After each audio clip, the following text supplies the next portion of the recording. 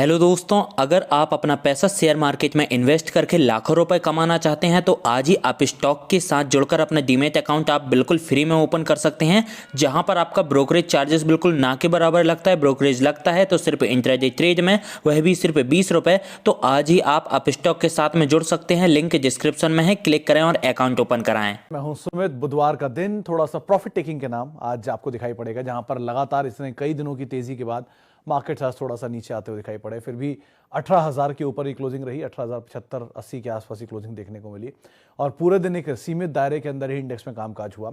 बहुत ज़्यादा कोई मूवमेंट नहीं था, लैकलस्टर ट्रेड्स थे। इंडिविजुअल स्टॉक स्पेसिफिक स्टोरीज आज भी प्ले आउट हो रही थी। सेलेक्टिव सीमेंट तेज था, सेलेक्टिव एनबीएफसी तेज थे, सेलेक्टिव एनबीएफसी में बिकवाली भी थी। सन फार्मा नंबर्स के बाद लगातार दूसरा दिन जबकि तेजी में आज काम कर रहा था और नए हाइस पर पहुंचता हुआ दिखाई पड़ा। थोड़ी बहुत खरीदारी आईटीसी में थी, बिकवाली भारती में थी, अदानी ग्रुप के शेयर लास्ट आवर में टूटे। तो ऐसे करके अलग अलग स्टॉक स्पेसिफिक स्टोरीज बन रही थी। आज भी फार्मा का नाम था, तो आज सन, डॉक्टर रेड्डी, सिप्ला, डीवीस, ये कुछ ऐसे नाम जहाँ पर उतनी बिकवाली या तो नहीं थी या थोड़ी खरीदारी देखने को मिल रही थी। आईटी आज ब्रीदर था। मेटल में बाइंग थी, जिसमें एनएमडीसी तेज था, वेदांता तेज था, जहाँ पर खरीदारी बनते हुए दिखाई पड़ रही थी। बैंक्स में एचडीएफसी बैंक में तेजी थी। बाकी कोई बैंक में इतना कोई खास मूवमेंट था नहीं। तो लास्ट आवर में भी आते आते 1/4% के आसपास एक गिरावट बैंक में देखने को मिली, लेकिन अदरवाइज मार्केट्स में आज एक सीमित दायरे में कामकाज था। जानकार 18,150 1880 के आसपास के स्टॉप लॉस साथ लॉन्ग की पोजीशन दे रहे थे। 1870 के आसपास के स्टॉप लॉस आप फ्यूचर में लगा लीजिए और लॉन्ग साइड पे जाइए।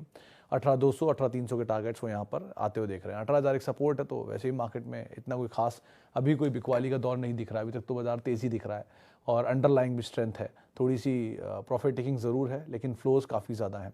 2 दिनों में एफआईएस का 4,000 करोड़ और 2,000 करोड़ करीब करीब 6,500-7,000 करोड़ रुपये की खरीदारी आ चुकी है। उसकी वजह भी है कि ऑब्वियसली बात है, ब्रिक्स नेशन में ऐसा कोई नेशन नहीं है जो इतना स्ट्रॉन्ग अभी दिखाई पड़ रहा हो, चाहे ब्राज़ील हो, रशिया हो, चाइना हो, साउथ अफ्रीका हो। यहाँ पर ऐसा कुछ नहीं है, तो बचता है ले दे के इंडिया ही। तो इसीलिए ब्रिक्स में पैसा डल रहा है, इसीलिए एफआईएस का फ्लो इतना तेज 2 दिनों से आता हुआ दिखाई पड़ रहा है, खासतौर से ब्राज़ीलियन इलेक्शन के बाद से। तो ये एक चीज़ है, इसको आप ज़रूर ध्यान रख सकते हैं। अच्छा, अब सवाल जवाब का सिलसिला शुरू कर लेते हैं और सीधे सवालों पे ही बातचीत करते हैं। पहला सवाल जो मेरे पास आया है, इनफैक्ट अभी तो ऑडियो नहीं, हाँ अब आ गया। सबसे पहला सवाल, ABB Astral for long term at CMP. ABB long term ठीक है, एस्ट्रल भी लॉन्ग टर्म ठीक है, लेकिन दोनों यहाँ ठीक नहीं है। थोड़ा नीचे मिल जाए तो ठीक है। एबीबी तो ऑब्वियसली मतलब लार्जेस्ट, अगर आप जाइंट्स की बात करते हैं एमएनसीज में, कैपिटल गुड स्पेस में, तो सीमेंस से भी 2 ही बड़े प्लेयर आते हैं। अरेवा था पहले जो बाद में मर्ज हो गया। अल्स्टॉम अरेवा में हुआ, अरेवा इसमें हुआ, तो ऐसे करके कई मर्जर हो चुके हैं। लेकिन आप इन टोटल बने रह सकते हैं यहाँ पर, और पोजीशन अगर नीचे मिल जाए तो ऐड भी कर सकते हैं। एस्ट्रल के केस में वो एक तरफा चला है, उसके बाद नीचे आया थोड़ा सा, जो भी आया भी था, लेकिन ये थोड़ा थोड़ा ऐड करिएगा और इसके नंबर्स पे क्रूशली नज़र रखिएगा क्योंकि थोड़े महंगे साइड पर है।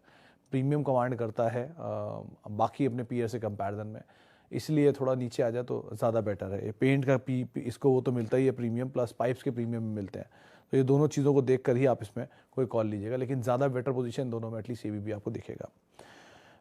Okay, please suggest a pharma name low CMP which can give good return in future like Zydus life, Glenmark, Biocon, Jubilant, Piramal. Sir low CMP का मतलब मुझे समझ में नहीं आया। आप कह रहे हैं कि छोटे दाम का कोई शेयर बताइए। सर कोई चीज़ छोटा है, सस्ते दाम पे है, तो उसकी कोई वजह होगी, तभी सस्ते दाम पे है। वो महंगा क्यों नहीं है? ऑडी के दाम पर क्यों है, मारुति के दाम पे क्यों, आपको पता नहीं है क्या? हैविंग सेड दैट, ऐसा नहीं है अंबुजा कभी कोई सस्ता मिलता है, लेकिन वो सस्ता नहीं होता, उसके इतने स्प्लिट बोनस आ चुके हैं। विप्रो इतना सस्ता नहीं है, वो स्प्लिट बोनस आ चुके हैं। मदरसन सस्ता नहीं है, स्प्लिट बोनस आ चुके हैं। लेकिन वो अगर आप प्री स्प्लिट प्री बोनस हो जाएंगे तो एमआरएफ से महंगे हैं। खैर, लेकिन महंगी चीज़ इसीलिए है क्योंकि उसको सब खरीदना चाहते हैं, इसीलिए वो महंगा हुआ है। सस्ती चीज़ सस्ती इसलिए है क्योंकि उसे कोई खरीदना नहीं चाहता है, इसीलिए वो सस्ता है। प्राइस पे मत जाइए, वैल्यू पे जाइए, वो ज़्यादा बेटर है आपके लिए। एनीवेज, लेकिन ये जो नाम आपने चुने इनमें से पिरामल फार्मा ठीक लग रहा है, वो भी कुछ दिनों के लिए, क्योंकि उसकी वैल्यू अपने एक्चुअल वैल्यू से नीचे आ गई, जो एनलिस्ट फ्रेटर्निटी की वैल्यू थी। 200 रुपये की, 220 रुपये के आसपास की एनलिस्ट फ्रेटर्निटी की वैल्यू है, 190 से 210 के आसपास, और शेयर 160 आ गया है। तो एनलिस्ट फ्रेटर्निटी की वैल्यू के सामने सस्ता वैल्यू पे है, तो इसलिए चल सकता है। T2T से भी बाहर हो सकता है कल ये, और IPO रूल के हिसाब से, और सर्किट भी रिवाइज हो सकता है, तो इसलिए कल इसमें मूव आ सकता है थोड़ा बहुत। वैसे भी मतलब नियर टर्म में मूव आ सकता है, तो आप इसको ध्यान रख सकते हैं। लेकिन otherwise Divi's, Sun, they are well position and best place, तो आप उसके हिसाब से नजर रखिएगा। और Pfizer and Abbott obviously. Okay, can I add more Infosys at this level? Ghoshal साहब, जहाँ तक मेरी याददाश्त कहती है आपकी खरीदारी शायद नीचे की है, तो आप अगर नीचे की खरीदारी रखते हैं तो नहीं, ऊपर ही खरीदारी रखते हैं तो हाँ। और आपका एपेटाइट बड़ा ही है, तो इसलिए आप आराम से उसमें बने रह सकते हैं, कोई ऐसे इशू नहीं है। 1360 के जोन, जहाँ पिछली बार हमसे बात हुई थी तब वो ज़्यादा अच्छे जोन थे, अब आपको 200 रुपये महंगा मिलेगा। लेकिन कोई बात नहीं, नीचे मिल जाए तो आप आराम से ऐड भी कर सकते हैं। इन्फोसिस जैसी कंपनी को आप छोड़ तो नहीं सकते अपने पोर्टफोलियो में, लेकिन ऊपर जाके एवरेज मत करिएगा एटलीस्ट।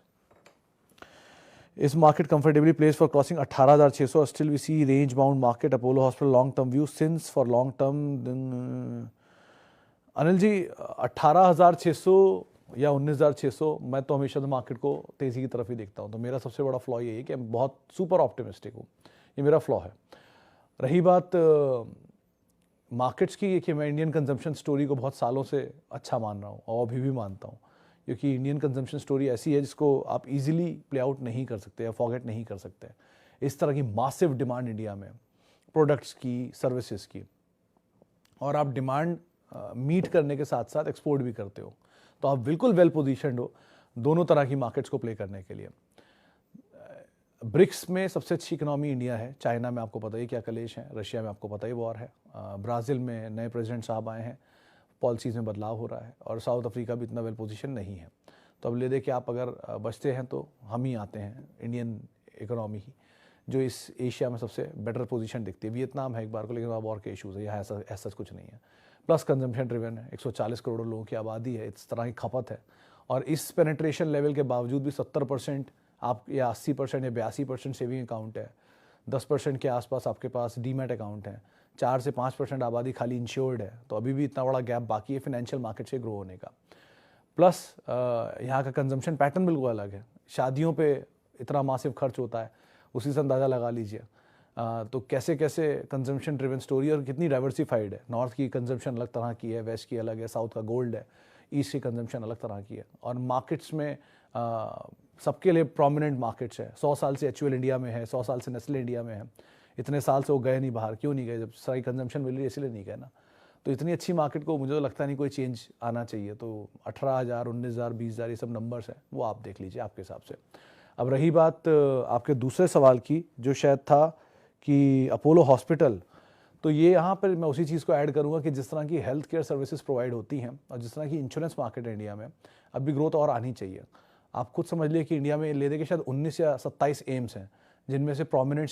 हेलो दोस्तों, अगर आप अपना पैसा शेयर मार्केट में इन्वेस्ट करके लाखों रुपए कमाना चाहते हैं तो आज ही आप स्टॉक के साथ जुड़कर अपना डीमैट अकाउंट आप बिल्कुल फ्री में ओपन कर सकते हैं, जहां पर आपका ब्रोकरेज चार्जेस बिल्कुल ना के बराबर लगता है। ब्रोकरेज लगता है तो सिर्फ इंट्राडे ट्रेड में, वह भी सिर्फ 20 रुपये। तो आज ही आप स्टॉक के साथ में जुड़ सकते हैं, लिंक डिस्क्रिप्शन में है, क्लिक करें और अकाउंट ओपन कराएं। सिर्फ 3 या 4 हैं।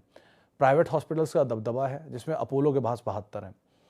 उसको अफोर्ड करने के लिए इंश्योरेंस है नहीं, जो पेनिट्रेशन गोइंग फॉरवर्ड बढ़ेगा, क्योंकि इंश्योर्ड सबको होना ही पड़ेगा इस तरह की मेडिकल सर्विसेज को अफोर्ड करने के लिए। इसीलिए दोनों मार्केट, चाहे इंश्योरेंस हो या हॉस्पिटल, मुझे लगता है सही ही रहेंगे। हर सीज़न में, मतलब कहने में बुरा भी लगता है, लेकिन हर सीज़न में ऐसी बीमारियां उठती हैं जिनका इलाज उस सीज़न के साथ साथ नेक्स्ट सीज़न तक ले जाता है।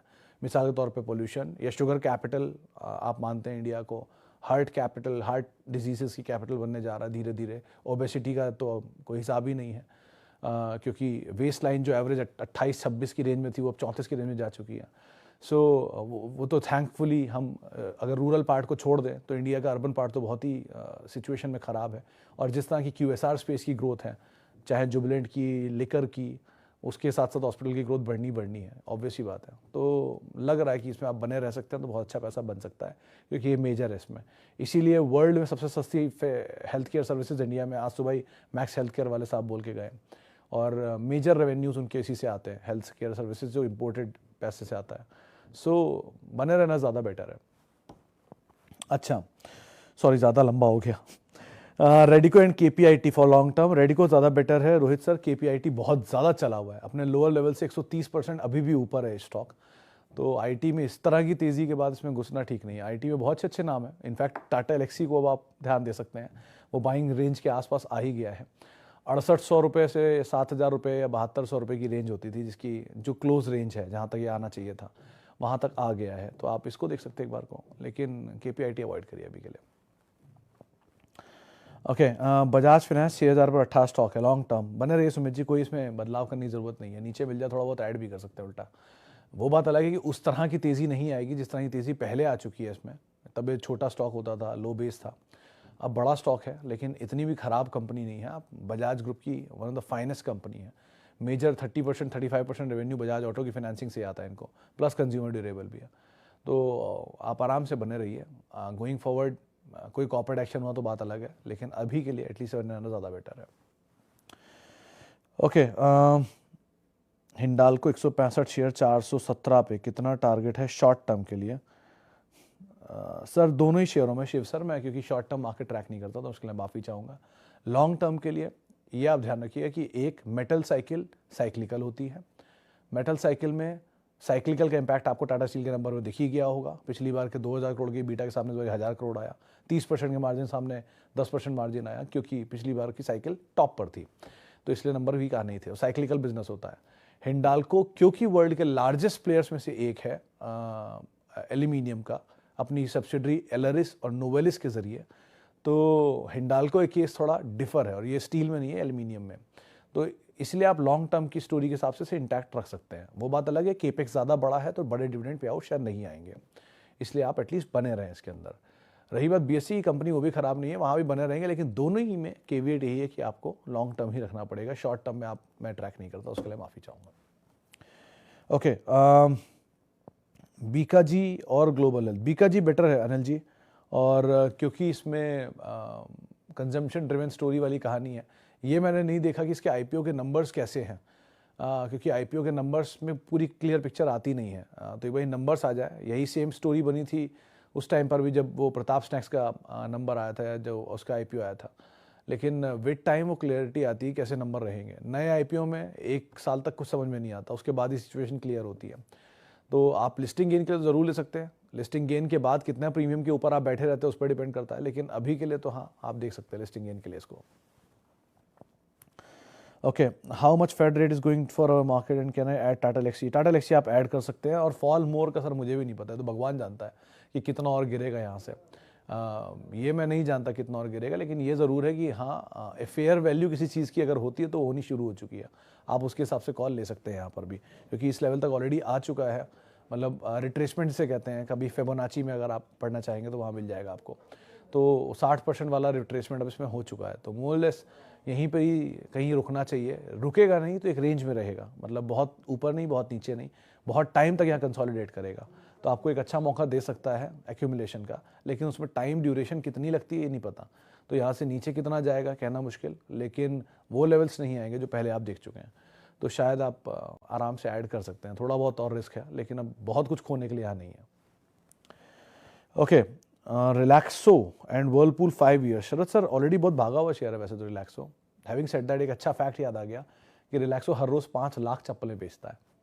खैर ये क्योंकि इस तरह कंपनी की कंजम्पशन ड्रिवन स्टोरी है उसके हिसाब से, लेकिन बेटर है आप रिलैक्सो में तो एटलीस्ट बने रहें।